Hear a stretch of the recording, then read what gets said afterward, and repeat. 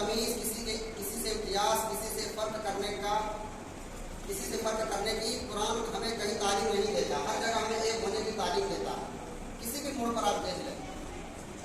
وہی قرآن ہمیں کبھی یہ نہیں کہتا کہ کافروں کا کہ کافر جو خدا کا دشمن ہے، اللہ تعالیٰ یہ بھی نہیں کہتا کہ کافروں کے ساتھ نہ بیٹھو، نہ گفتگو کرو.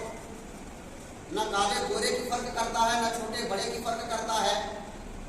نہ ہی وہ قرآن ہمیں غریب و امیر کے درمیان کوئی فرق کرتا، بلکہ وہ قرآن ہمیں تعلیم دیتا ہے کہ ایک ہی سب میں کھڑے ہو گئے محمود و ایاس. نہ کوئی بندہ رہا، نہ کوئی بندہ نماز. ایک سب میں کھڑے ہو کر ہمیں ایک تعلیم دیتا ہے کہ ہم سب ایک ہوں اور مل کر رہیں. ہر جگہ ہمیں ایک تعلیم دیتا ہے، کہیں فرق امتیاز نہیں کرتا. چاہے وہ برادری کے اعتبار سے ہو، چاہے وہ مذاہب کے اعتبار سے ہو، ہمیں گفت و شنید میں کہیں امتیاز اور فرق نہیں کرتا. لیکن بزرگوں وہی قرآن ایک جگہ جو ہمیں امتیاز کرتا ہے، ایک جگہ فضیلت دیتا ہے، اور ایک جگہ ہمیں یہ دکھاتا ہے کہ ایک علم والے اور ناعلم والے جائے دونوں برابر نہیں ہو سکتے. وہ قرآن پاک صاف اعلان کرتا. قرآن پاک کو کوئی بھی پڑھتے ہیں اور اتنی بات سمجھ سکتے ہیں قل هل يستوي الذين يعلمون والذين لا يعلمون، کہ علم والے اور جو لا علم ہیں، جو جاہل ہیں، جو جنہیں کچھ نہیں آتا، لا يستوون، کہ وہ دونوں برابر نہیں ہو سکتے. یہ آیت ہم نے پچھلے جمعہ کو بھی پڑھا تھا، لیکن اس کی کچھ تفصیلی باتیں آپ کے سامنے لانے کی کوشش کروں گا. علم والے اور جاہل دونوں برابر نہیں ہو سکتے. یہ قرآن کہہ رہا ہے کہ جب وہی قرآن کہتا ہے کہ انما المسلمون اخوہ، کہ ایک مومن دوسرے مومن کا بھائی ہے، وہی قرآن کہتا ہے کہ لا تعارفوا، کہ برادری کی خدا کے نزدیک کوئی امتیاز نہیں ہے. اللہ تبارک و تعالیٰ اسی قرآن پاک میں کہتا ہے کہ خاندانی نسبت اللہ تبارک و تعالیٰ کے یہاں کوئی اہمیت نہیں رکھتا. لیکن وہی قرآن کہتا ہے کہ علم والے اور بغیر علم والے دونوں برابر نہیں ہو سکتے. یعنی علم والے کی مثال اللہ کے رسول صلی اللہ علیہ وسلم نے جگہ جگہ الگ الگ موقع پر بہت سارے اشارات فرمایا. اللہ کے رسول صلی اللہ علیہ وسلم نے ایک موقع پر ارشاد فرمایا فضل العالم کا فضل العابد، کہ ایک عالم علم والے کی فضیلت ایک عابد پر. عابد کے مطلب جو عبادت کرنے والے ہوتے ہیں، جو عبادت گزار ہوتے ہیں، لیکن علم ان کے پاس نہیں ہوتا ہے. بغیر علم کے وہ صرف عبادت کیے جاتے ہیں. تو دونوں کے درمیان اللہ کے رسول صلی اللہ علیہ وسلم نے یہاں تک فرق فرمایا کہ علم والے اور ایک عابد کے درمیان اتنا بڑا فرق ہے کہ جیسے ایک چمکتا ہوا چاند ہے، چودھویں کا چاند ہے، اس کے ارد گرد وہ ستارے ہیں جو نظر نہیں آتے، لیکن انہیں کے درمیان ایک چاند ہے، چودھویں کا چاند، جو اتنے ستاروں کے باوجود وہ نظر آتا ہے اور دور سے لوگ دیکھ لیتے ہیں کہ وہ چاند ہے، اور اس کی خوبصورتی کو لوگ بیان کرتے ہیں. تو بزرگ علم والے اور علم والے کی مثال اللہ تبارک و تعالیٰ نے اللہ کے رسول علیہ السلام نے کی ہے. تو ہمیں اور آپ کو اس علم کی فضیلت سمجھنی چاہیے. بڑی گہری بات یہ ہے کہ آپ اگر غور کریں شریعت اسلامیہ پر جتنی بھی عبادتیں ہیں، چاہے جس بھی کیٹیگری کی عبادت ہو، اللہ تعالیٰ نے اس عبادت کے لیے کچھ شرط رکھی ہے. اللہ تبارک و تعالیٰ نے اس کے لیے کچھ نہ کچھ شرط رکھی ہے کہ اگر یہ چیز ہو تب آپ اس عبادت کے لائق ہیں. مثلاً آپ مسلمان ہیں، ہر مسلمان پر نماز فرض ہے، لیکن مسلمان نماز فرض ہونے کے لیے اللہ تعالیٰ نے یہ شرط رکھی ہے کہ مسلمان ہونے کے بعد عاقل ہو، بالغ ہو.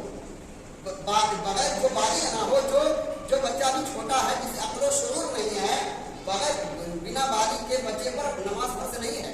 بالغ ہونے کے بعد نماز فرض ہوتا ہے. تو یہ بالغ ہونا اس کے لیے شرط ہے. مجنون پر، پاگل پر نماز فرض نہیں ہے، اگرچہ وہ مسلمان ہو تو اس پر نماز فرض نہیں ہے. اللہ تعالیٰ نے یہ شرط رکھی ہے کہ وہ بالغ ہو، وہ عاقل ہو. اگر اللہ تعالیٰ نے زکات فرض کیا ہے تو اس پر یہ شرط رکھی ہے کہ جو صاحب نصاب ہو، جس کے پاس اتنی ملکیت و اتنا مال ہو کہ وہ مال صاحب نصاب کو پہنچے، تب اس پر فرض ہے کہ وہ زکات دے. تھوڑا مال رکھنے والے پر زکات فرض نہیں ہے. روزے ان لوگوں پر فرض ہے جو عاقل بالغ ہو، صحت مند ہو، بہت زیادہ معذور ہو، جس کا عذر شرعی اعتبار سے قبول ہو، ایسے شخص پر روزے بھی فرض نہیں ہے. تو روزے رکھنے کے لیے بھی شرط رکھی گئی ہے. زکات کا معاملہ حج کا معاملہ لیا جائے تو جو صاحب استطاعت ہو ان پر حج فرض ہے، سب پر حج فرض نہیں ہے. قربانی ان لوگوں پر فرض ہے جو صاحب نصاب اور جو صاحب استطاعت ہو، ہر شخص پر قربانی فرض نہیں ہے. جتنی بھی عبادتیں آپ اٹھا کر دیکھ لیں، آپ کو ایک چیز نظر آئے گی کہ اس عبادت کے ساتھ کچھ شرائط ہے، اس کے بعد وہ عبادت فرض ہے. اگر وہ شرائط نہ پائی جائے تو پھر آپ پر فرض نہیں ہے. لیکن اسی چیز کو، اسی علم حاصل کرنے کی بات کو اسی قرآن پاک کی روشنی میں، اسی حدیث کی روشنی میں اگر آپ دیکھیں تو اللہ کے رسول صلی اللہ علیہ وسلم فرماتے ہیں طلب العلم فریضۃ علی کل مسلم و مسلمہ، کہ ہر مسلمان مرد عورت پر علم حاصل کرنا فرض ہے. اس کے لیے کوئی کیٹیگری کی بات نہیں کہی گئی، اس کے لیے کوئی شرط نہیں رکھی گئی، اس کے لیے کوئی چیز کا امتیاز نہیں کیا گیا، بلکہ یہ کہا گیا کہ ہر شخص کو علم حاصل کرنا فرض ہے. اب رہی بات یہ کہ لوگ اس کے درمیان امتیاز کرنا شروع کر دیتے ہیں کہ ہم تو دنیا دار ہیں، ہمیں دین سے کیا مطلب، ہم دین والے، ہم دیندار ہیں، ہمیں دنیا سے کیا مطلب۔ بزرگ یہ فرق دنیا داروں نے کیا ہے، یہاں کے لوگوں نے کیا، انسانوں نے کیا ہے۔ اگر آپ غور کریں تو اللہ تبارک و تعالیٰ نے، اللہ کے رسول صلی اللہ علیہ وسلم نے کہیں امتیاز نہیں کیا۔ بزرگوں، دنیا دینداری کا یہ مطلب نہیں ہوتا کہ ہم اللہ کہتے ہیں، قرآن پڑھتے ہیں، نماز پڑھتے ہیں، تو اس کا یہ مطلب نہیں کہ دنیا سے ہم بے خبر ہو جائیں، دنیا سے بے خبر ہو جائے۔ بلکہ حضرت عمر فاروق رضی اللہ تعالیٰ عنہ نے ایک موقع پر کہا تھا کہ میں اس شخص کو جمعہ کی نماز پڑھانے کی اجازت نہیں دے سکتا جو شخص دنیا کے حالات پر اس کی گہری نظر نہ ہو، دنیا کے حالات پر اس کی نظر نہ ہو، دنیا سے بے خبر ہو، وہ شخص جمعہ پڑھانے کے قابل نہیں ہے۔ یہ شخص کون کہہ رہا ہے؟ ہمارا اور آپ کا فتویٰ نہیں، بلکہ خلیفہ ثانی حضرت عمر بن خطاب نے کہا تھا۔ اس کا کیا مطلب ہے کہ دین اور دنیا دونوں الگ نہیں ہے۔ اگر ہم مسجد میں بیٹھ کر اللہ کہہ رہے ہیں، اس کا یہ مطلب نہیں ہوتا کہ مسجد کے باہر جا کر ہم گالیاں بکیں۔ اگر ہم مسجد میں بیٹھ کر قرآن پڑھ رہے ہیں تو اس کا یہ مطلب نہیں ہوتا کہ ہم باہر جا کر ہم کسی کو برا بھلا کہہ دیں۔ اگر مسجد میں خاموش بیٹھنے کا حکم ہے تو ہمیں یہ حکم نہیں ہے کہ باہر جا کر کسی کو ہم توم تڑاک اور کسی کو گالیاں دے کر بات کریں۔ بزرگوں، یہ شریعت اسلامیہ جہاں مسجد میں خاموش ہو کر بیٹھنے کی اجازت دیتی ہے، وہی شریعت اسلامیہ آپ کو کسی سے بات کرنے سے منع نہیں کرتی، آپ کو بات کرنے کی ضرور آرڈر دیتی ہے، ضرور حکم دیتی ہے، لیکن شریعت کے دائرے میں رہ کر آپ کو کسی کی عزت کے ساتھ، عزت و لحاظ کے ساتھ بات کرنے کی اجازت دیتی ہے۔ تو یہ چیزیں ہمیں اور آپ کو علم ہمیں اور آپ کے درمیان امتیاز دلاتی ہے۔ دنیا وہ ہے جو خدا سے غافل ہو جائے، اللہ سے غافل ہو جائے، وہ دنیا ہے۔ دین ہے کہ اللہ کو یاد رکھنا، یہ دین ہے۔ اس کا یہ مطلب نہیں، چونکہ اگر دین صرف اللہ کرنا ہوتا، عبادت کرنا ہوتا، نمازیں پڑھنا ہوتا، تو پھر دنیا داری چیزوں میں اللہ تعالیٰ ان شرائط کو نہ رکھتا۔ تجارت اللہ کے رسول صلی اللہ علیہ وسلم کی سنت ہے۔ جتنے بھی کاروبار ہیں آپ ان کے اندر دیکھیں گے تو ہم کیا کرام علیہ السلام کی جھلک نظر آئے گی، ان سے آپ کو وابستہ نظر آئے گا۔